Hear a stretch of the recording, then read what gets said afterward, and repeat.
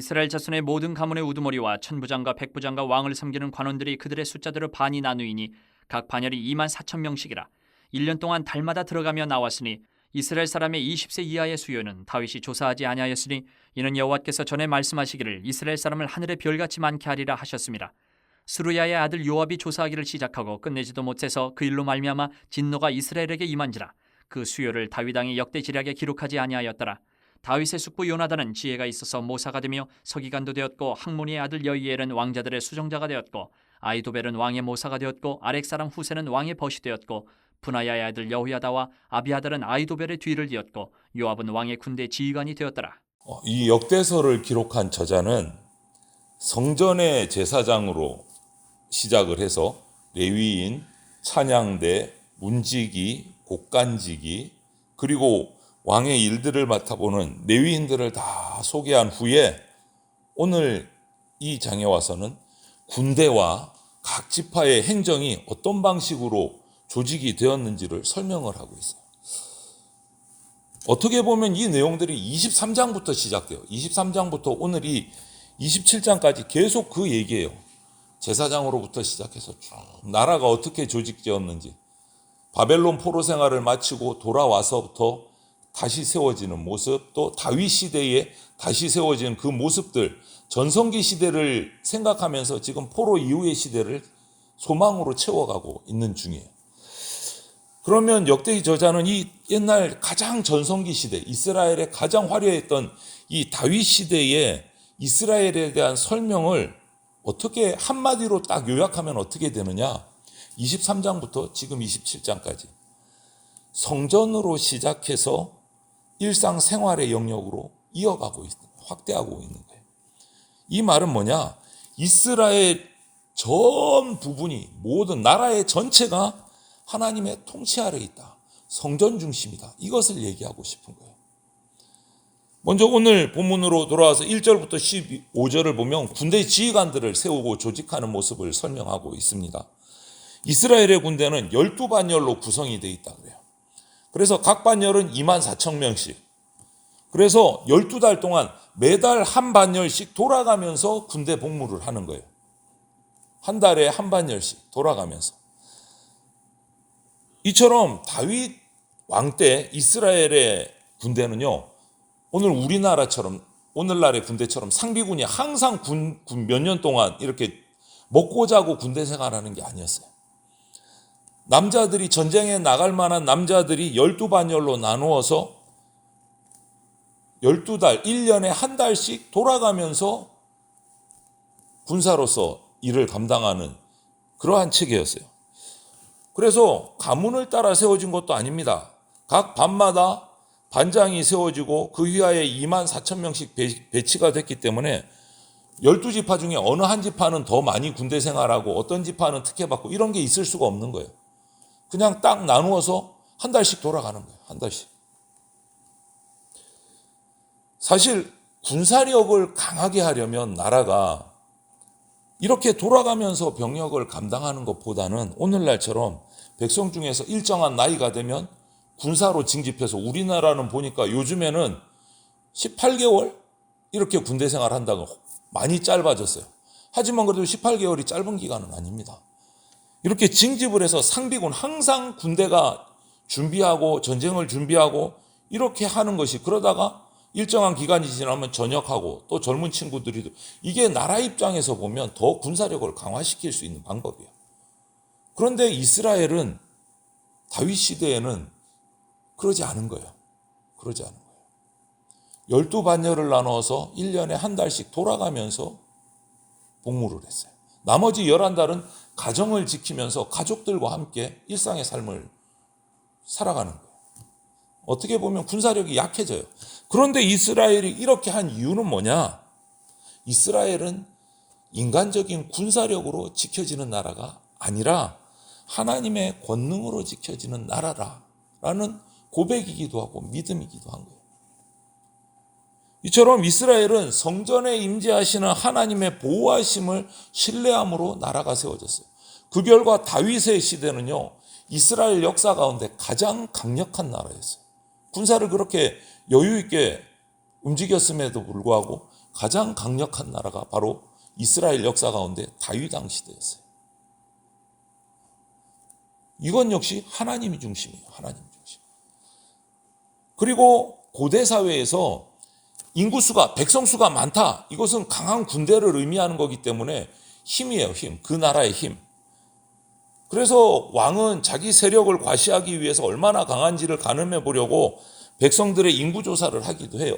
다윗도 그러다가 하나님 앞에 크게 징계를 받았잖아요. 인간적인 욕심으로 했다가.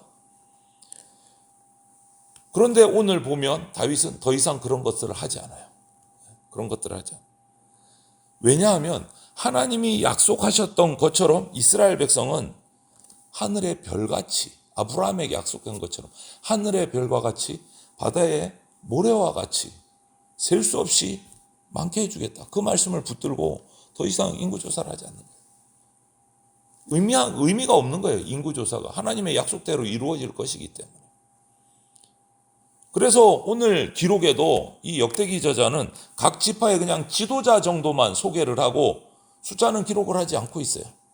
지도자 정도만 소개를 하고. 거기다가도 지도자도 12지파 중에 2지파는 좀 빠져 있어요. 다 소개도 하지 않아요. 갓지파, 아셀지파가 빠지고 오히려 레위지파와 그 가운데 별도로 아론 자손, 제사장 자손을 언급을 하고 있어요. 17절을 보면. 므낫세 지파, 요단 서편 지파와 동편 지파 이렇게 나누고 있어요. 그냥 간단하게 설명을 해요. 이 역대기가 바벨론 포로를 마치고 돌아와서 기록된 그런 이유도 있기 때문에 그럴 수도 있지만 오히려 2지파를 생략하고 레위지파와 아론 자손을 강조한 것은 이제부터 이스라엘은 정신 바짝 차리고 하나님의 성전 중심으로 살아간다. 이것을 강조하고 싶었던 거예요. 성전 중심으로 살아간다. 그러면서 우리 이스라엘의 12지파는 다시 재건될 것이다. 그걸 꿈꾸고 있는 거예요.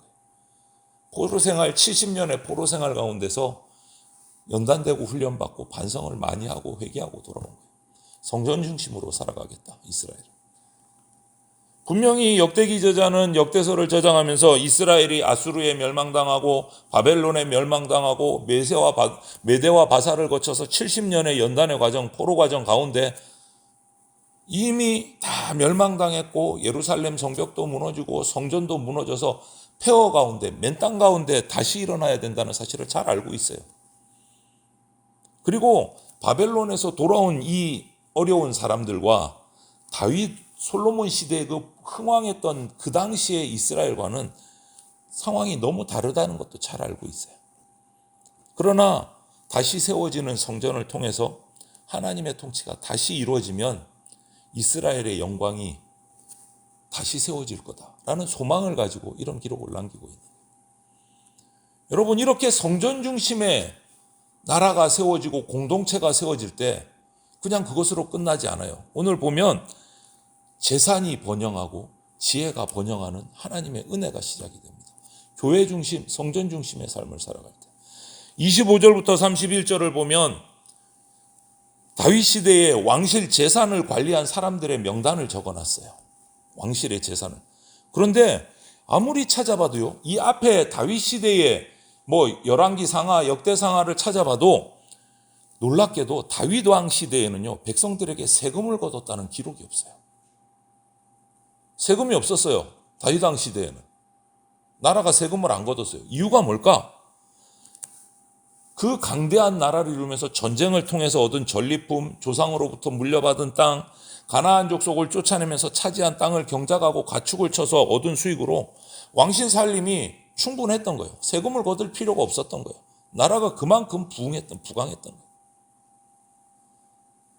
그런데 다윗 왕은요, 정작 수많은 전쟁에서 그 전리품으로 얻은 왕실의 은과 금을 가지고 있었지만 18장 7절을 보면 또 22장을 보면 그 많은 것들을 거둔 재물을, 금은 보화를 대부분 어디에다가 다윗은 썼을까요?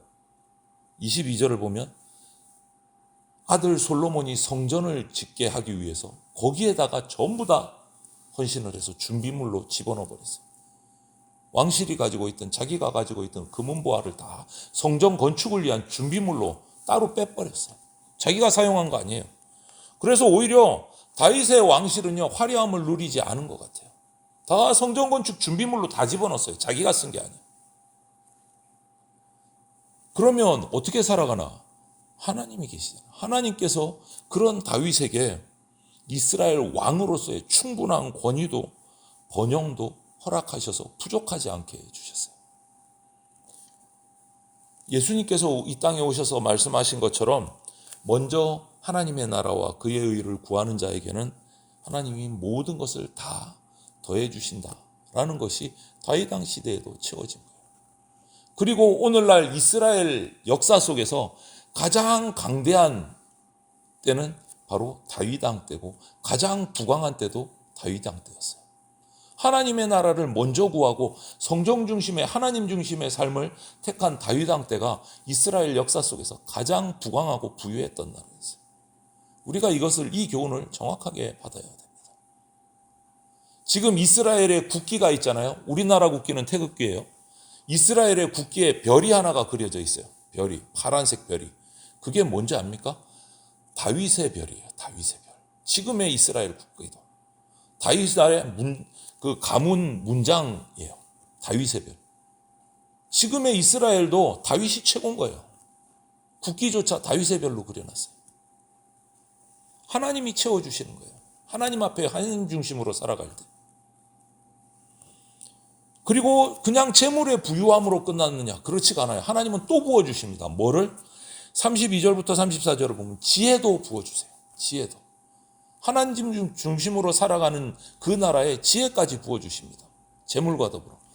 잠언 3장에 보면 이런 말씀이 있죠. 지혜를 얻는 자와 명철을 얻는 자는 복이 있나니 이는 지혜를 얻는 것이 은을 얻는 것보다 낫고 그 이익이 정금보다 나음이니라. 이렇게 말씀하셨어요. 처음에. 진정한 번영은요, 재물의 부유함이 아니라 지혜의 번영에 있습니다. 다윗은 경제적인 능력, 경제적인 번영을 누렸지만 그것으로 끝나지 않고 하나님께서 다윗을 돕는 탁월한 지혜자들을 그에게 붙여주셨어요. 오늘 이 마지막 부분만 봐도 요나단, 여이엘, 아이도벨, 후세, 여호야다, 아비아달, 요압 등등등 탁월한 지략을 가진 신하들을, 동역자들을 그에게 다 붙여주셨어요. 하나님은 다윗에게 이런 뛰어난 신하들을 붙여주심으로 이스라엘을 하나님 중심, 성전 중심으로 다스려 가는데 부족함이 없도록 만들어 주셨어요. 주님은 지금도 다윗처럼 진실하게 하나님 중심, 성전 중심으로 살아가는 자들에게 모든 것들을 채워 주신다. 오늘 우리가 이것을 기억해야 됩니다. 이스라엘은 사람의 능력으로 세워진 나라가 아니었어요. 이스라엘이 존속할 수 있는 그 힘, 원동력은 오직 하나님의 능력이었습니다. 당시의 성전 중심. 오늘날의 이 교회 공동체는 새 이스라엘로 예수님의 머리 대신 예수님을 중심으로 새 이스라엘로 세우심을 받은 것이 바로 교회 공동체예요. 그러므로 교회 역시 사람의 능력에 의지해서는 안 됩니다. 오직 주님만 찾고 바라고 나아가면 주님이 교회 공동체를 새롭게 하신다. 필요를 채우신다. 우리가 이 믿음을 가지고 더욱더 간절하게 주님을 바라고 주님의 뜻대로 순종하며 나아가는 우리 교회, 우리 성도들이 다 되시기를 주님의 이름으로 축원을 드립니다. 아멘.